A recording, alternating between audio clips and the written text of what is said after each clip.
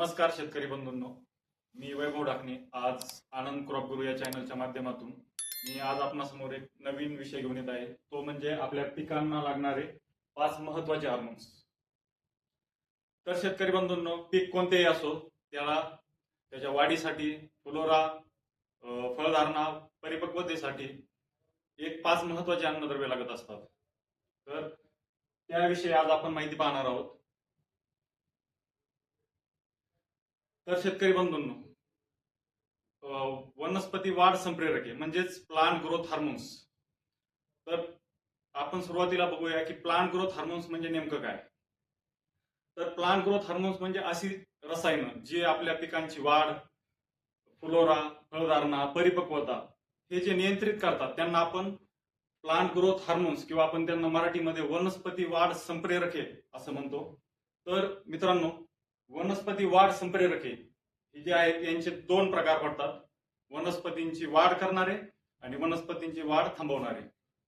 तर वनस्पतींची वाढ करणारे जे आहेत तर त्यामध्ये आपले येते ऑक्झिन, जिबर्लिन, सायटोकायनिन. हे 3 हार्मोन जे आहेत ते आपल्या वनस्पतीची वाढ करत असतात. तर दुसरा प्रकार येतो वनस्पतीची वाढ थांबवणारे किंवा वनस्पती वाढ प्रतिबंधक आपण म्हणतो त्यांना. तर त्यामध्ये आपले 2 हार्मोन्स येतात, एक म्हणजे ऍब्सिसिक ऍसिड आणि दुसरा इथिलीन.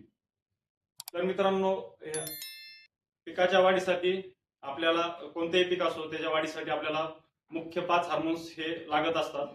तर आपण त्याविषयी त्यांची कार्य काय असतात पिकामध्ये ते पाहूया. तर ऑक्झिन हा वाढ करणाऱ्या गटामध्ये येतो. वाढ करणाऱ्या गटामधील प्लांट ग्रोथ हार्मोन्स आहे.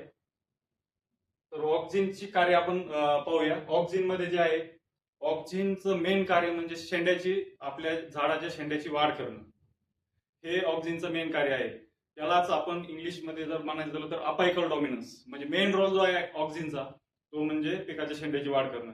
त्याचबरोबर मुळांची वाढ करणं असेल, पेशींची लांबी वाढवायची असेल, त्यानंतर ही जी आहेत ही ऑक्झिनची मुख्य कार्य असतात. तर आपण आता ऑक्झिन किती प्रकारचे असतात.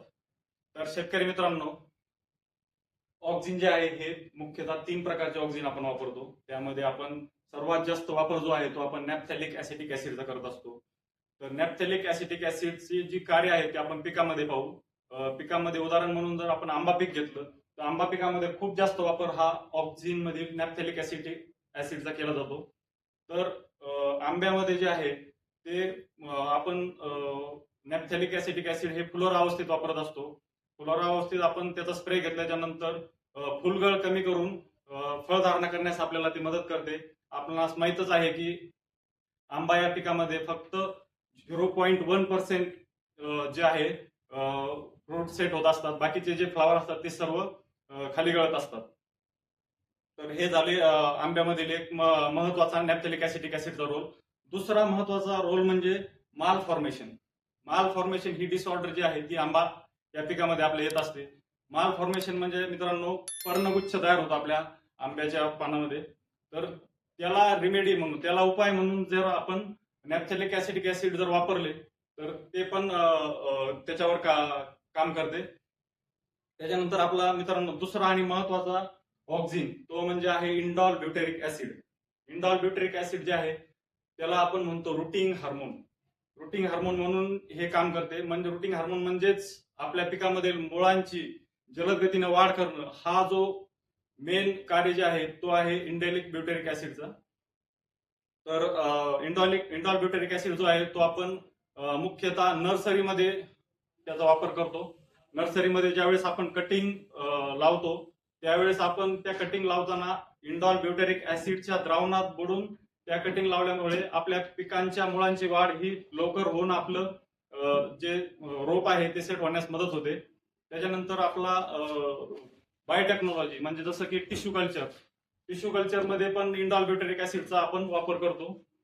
टिश्यू कल्चर मध्ये आपण जे आपले सीडलिंग आहे त्याच्या मुळाची वाढ करण्यासाठी आपण इंडॉल ब्युटेरिक ऍसिडच्या द्रावणाचा वापर करत असतो.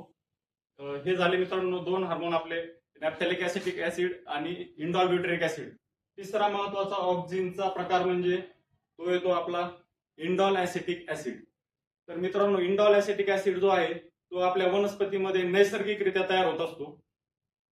त्यामुळे तो नैसर्गिकरित्या तयार होत असल्यामुळं तो असा एकमेव हार्मोन आहे इंडॉल ॲसिटिक ऍसिड जो नॅचरली तयार होतो आणि आपल्या तो वनस्पतीची वाढ असेल आणि विकास करण्याचं काम इंडॉल ॲसिटिक ऍसिड करत असतो.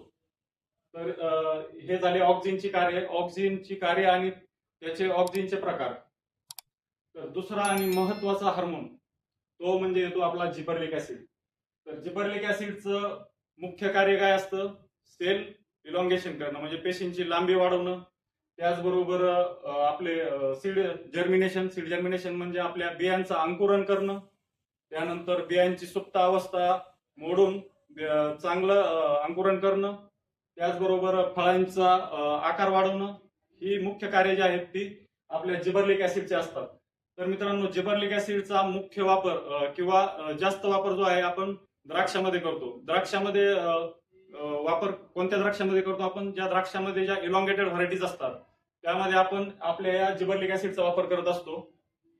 तर त्यामध्ये आपली माणिक चमन असेल, SSR असेल, RK असेल, बुलेट असेल, अशा या इलॉंगेटेड व्हरायट्या ज्या आहेत त्या व्हरायट्यांमध्ये द्राक्षांच्या मण्याची साईज वाढवण्यासाठी आपण आपल्या या जिबर्लिक ऍसिडचा वापर करत असतो. त्यानंतर तिसरा आणि महत्वाचा हार्मोन सायटोकायनिनचा मेन कार्य म्हणजे मुख्य कार्य जे आहे ते आहे पेशी विभाजन.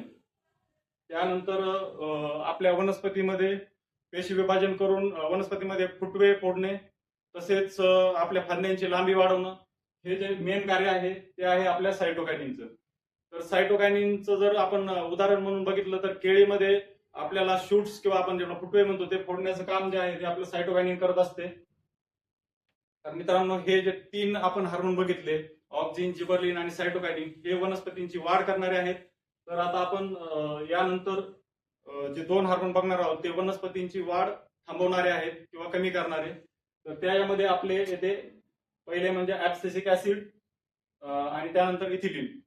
तर ऍब्सिसिक ऍसिड जो आहे तो त्याचं मुख्य जे कार्य आहे ते म्हणजे वाढ नियंत्रित करणं. त्यालाच आपण काय म्हणतो? स्ट्रेस हार्मोन म्हणतो ऍब्सिसिक ऍसिडला.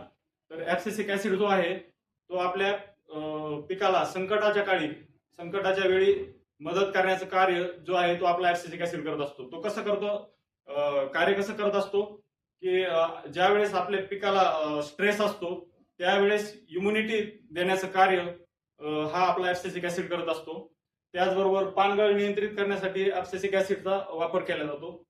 तर मित्रांनो, त्यानंतरचा आपला जो हार्मोन येतो तो म्हणजे इथिलीन जो आहे तो आपल्या पिकांमधील वाढ कमी करण्याचं कार्य करतो.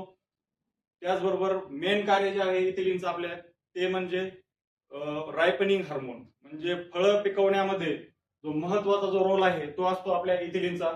तर इथिलीन जो आहे तो आपण फळ पिकवण्यासाठी असेल किंवा पानगळ करण्यासाठी असेल, त्या या 2 मुख्य कार्यासाठी आपण इथिलीन वापरत असतो. तर इथिलीनचा वापर हा आंबा पिकामध्ये आपण एक समान फळ पिकवणे असेल, त्याच्यानंतर केळीमध्ये कृत्रिमरित्या फळ पिकवणे असेल, द्राक्षामध्ये पानगळ करणे असेल, या सर्व गोष्टीसाठी आपण इथिलीनचा वापर करत असतो.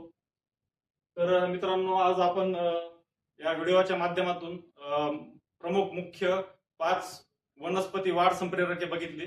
त्यामध्ये वनस्पतींची वाढ करणारे असतील, वनस्पतीची वाढ थांबवणारे असतील, त्यामध्ये वनस्पतीची वाढ करणारे आपण 3 मुख्य संप्रेरके बघितली, ऑक्झिन, जिबर्लिन, सायटोकायनिन. आणि वनस्पतीची वाढ थांबवणारे किंवा नियंत्रित करणारे हे जे हार्मोन्स आहेत त्यामध्ये आपण 2 हार्मोन्स बघितले, ते म्हणजे ऍब्सिसिक ऍसिड आणि इथिलीन. तर मित्रांनो, आनंद क्रॉप गुरु हे जे ऍप आहे ते आपण आजच डाउनलोड करा आणि आपल्या पिकांची माहिती नोंदवा. आनंद क्रॉप गुरु हे जे आहे ते आपल्याला आपल्या पिकासाठी मोफत माहिती देत असते. तर त्यामुळे लवकरात लवकर प्ले स्टोअरवर जाऊन ऍप्लिकेशन डाउनलोड करा. धन्यवाद.